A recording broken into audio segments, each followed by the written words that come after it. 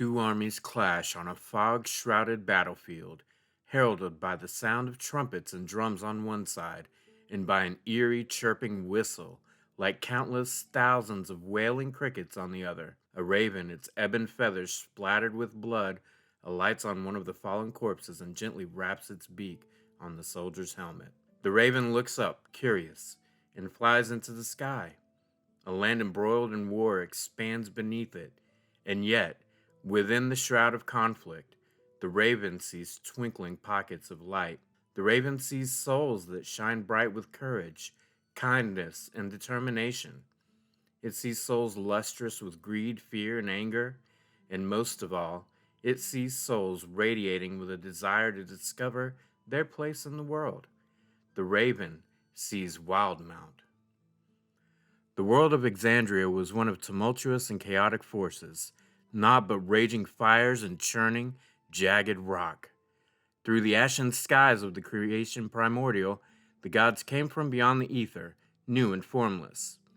They saw the potential in the land and strove to realize it by creating the first children, the elves, to walk the verdant green and hear the music of the blue. Next, they wrought dwarves, hardy people intent on taming the land, filled with craft and invention of the divinity beyond the ashen void. A third people given life were humans, endowed with passionate hearts, with a need to laugh and celebrate. Other creations followed, and the children of creation walked the land and attempted to build on it. The land was fierce and treacherous, and sorrow filled the hearts of the gods as these first races struggled against the land. The gods imparted their creation with gifts, the first divine magics. People learned to bend the angry earth to their will, to temper the flames that burst through the ground, tame the floods, and turn seed into fruit and beast into meal. Language and culture were born, and governance replaced anarchy. The creators saw progress, yet knew it was fragile and needed guidance. They created the first protectors, the dragons metallic of Exandria, to safeguard the gentler races. The land still rebelled, and beneath the elements lived ancient unknown beings that had already claimed this world as their own, the primordials. These elemental titans rose from their dwelling deep in the world, intent on sundering the land once more. The gods watched in terror as their children were dashed against rocks or fed the formless terrors unleashed by the destruction. Demonic entities spilled from the abyss to feast on the carnage.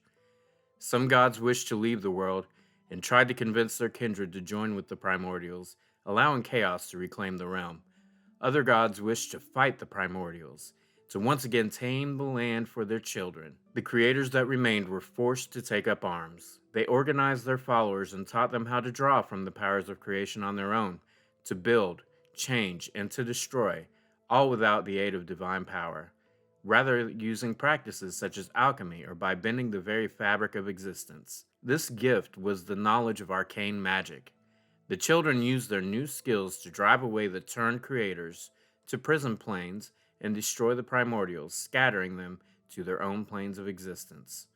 The world was at peace, and civilization bloomed in Vasselheim, the Dawn City. Over time, people grew arrogant, seeing their gifts as proof that the gods were integral to their fate. They believed they could become as powerful as the gods and began to shun faith. This hurt and surprised the creators, but they understood the willfulness and endured out of love. Great kingdoms were built, facilitated by magic. The children continued to hone arcana, soon unlocking the secrets of life itself, birthing wondrous, dangerous new creatures and powers. Archmages such as Vecna the Whispered One and Hallis Ludogran began to carve their paths in history. Prosperity was soon tainted by greed as petty squabbles erupted over resources and wealth. Rumors of immortality through arcanum drove great mages wild with lust for power. One mage, her name lost to history, challenged the god of death, felling him and taking his place.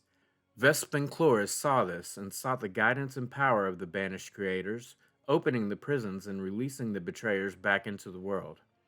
While in prison, their realms were twisted into images of hatred and despair, spawning unthinkable horrors. The nine hells and the abyss began to push into creation through the gates opened by Vespin. The betrayers now desired to dominate rather than ruin, making Vespin their thrall.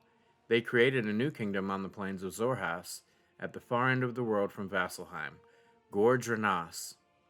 Corruption spread in this land, warping the minds of mortals, offering promises and boons to turn the hearts of those looking for power in the arcane. With a legion of damned behind them, the betrayer gods assaulted Vasselheim. Much of the city was reduced to rubble, though it endured the assault, saved by the prime deities, returned to fend off the betrayers. For 20 days and nights they clashed until the dark forces were driven to retreat. Evil was beaten for now, but an arcane arms race began. Leery of the prime deities, the mortals trusted none but themselves, and reforged instruments of celebration into instruments of power, artifacts that could be wielded by worthy heroes. The dwarves isolated deeper into their mountains, using divine gifts to animate legions of golems for protection. Elves used their understanding of creation's beauty to weave spells of never-before-seen destructive force. The betrayers were driven to retreat, but not wiped out. The prime deities returned once more to battle them across Exandria, with Wynendir particularly suffering the full destructive power of the gods. The ruling houses of Wynendir were drawn onto either side or abstained. The powers wielded scarred the landscape for eons, and the irresponsible use of the arcane by mortals ensured their legacy's ruin. Little record remains of this conflict, but the effects are still felt today. The boundaries holding back elemental chaos were frayed, spilling nastiness onto the world. The kingdom of Gorge Renas was reduced to ash, as the ley lines of magic across Exandria were rearranged. The conflict razed entire cities, and inspired many to flee from this plane of existence. It is believed that only a third of population survived, leaving only Vasselheim. The betrayers were once again banished, but the threat of their return weighed heavily on the world. The prime deities blamed themselves for the cataclysmic damage, and knew that while divine gateways were left open, the banished betrayers' prison was imperfect and temporary. To ward off the threat, the creators returned to the realms whence they had come, dragging the betrayer and abomination with them, and sealing the divine gates behind them.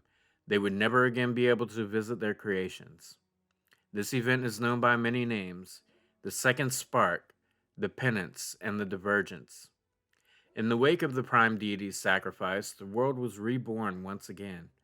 The gods still guided the children from the other side of the gates, while buried ruins and ancient relics faded in the light of new hopes and destinies. In the west of Wildemount lies the Menagerie Coast, a tropical seaside paradise home to the Clovis Concord. The Concord is a political entity composed of cooperative city-states headed by a marquis, with an economy based on agriculture and sea trade. The lands are home to a cosmopolitan, diverse people that are separated from the heartland by the Sirios Mountains. They are cordial with the Dwendalian Empire to the northeast. In the heartland of Wildemount is Wynendir, which is home to the Dwendalian Empire and Kren Dynasty. The two powers, enclosed by mountains and built on the ruins of the Calamity, are perched on the edge of open war. The empire, headed by King Bertrand Dwendal, was formed when his ancestor, King Manfred, unified the ruling houses of western Wynendir and absorbed the Jewelous Dominion.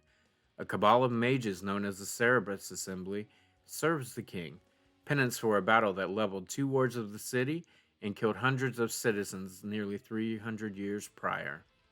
The empire is restrictive on matters of religion, with Erithus, Bahamut, Moradin, Pelor, Iun, and the Raven Queen being the only approved deities, though the conflict with the Kren is being used by more progressive forces within to quietly relax the oppression. From the capital, Rexentrum, the Crown and the Cerberus Assembly spread propaganda through the land, using rumors about kidnapped children and Kren cannibalism to unite the Empire's people. The Kren Dynasty, ruled by the bright queen Leylas Kren, is the foe of the Empire, and ruler of the northern wastes of Zorhas and eastern Wynendir. They have only recently revealed themselves to the wider world, governing formerly nomadic wastefolk from the ruins of Gorge Renas. The Kren are largely composed of Drow, turned from Lolth and escaping their enslavement to the betrayer gods. It is rumored that the Kren are desperately seeking a particular set of artifacts related to their new god. To the south of Zorhas lies the ruins of the dragonborn nation of Draconia. Their capital was a floating chain of islands, where the ruling houses looked down on the tailless dragonborn slaves toiling in the ravine below them. The Chroma Conclave, a union of ancient dragons, destroyed the city, and slaves rose up against their former masters. The vacuum of power after the uprising led many would-be rulers to cause the streets of the new capital, Zarzath Kittrell, to run red with blood. Many refugees of the conflict were relocated to Talonstad, precariously straddling the Empire's eastern border and making likely a strategic land grab by the Kren. To the east of Wynendir, separated from Zorhas by the Penumbra Range, is the Mistcath Strand, also known as Blightshore. It is well known to be a terrible place, home to mutated abominations and other cruel forces. While the other lands impacted by the calamity were rebuilt, Brightshore is still smoldering after being savagely reshaped. As a result, it is largely unmapped and unknown.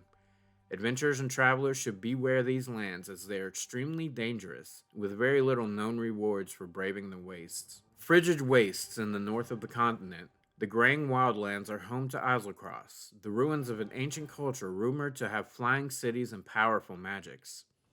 The prospect of weaponizable artifacts have attracted seekers from the Empire and the Kren, though the land's wild magic, inhospitable terrain, and monstrous inhabitants are a threat to any fortune seekers. The city known as Shady Creek Run in the Wildlands is run by criminal families known as the Tribes. The Wildlands is also home to Palebank Village, a fishing outpost home to several hundred dwarves and elves, and a mystery.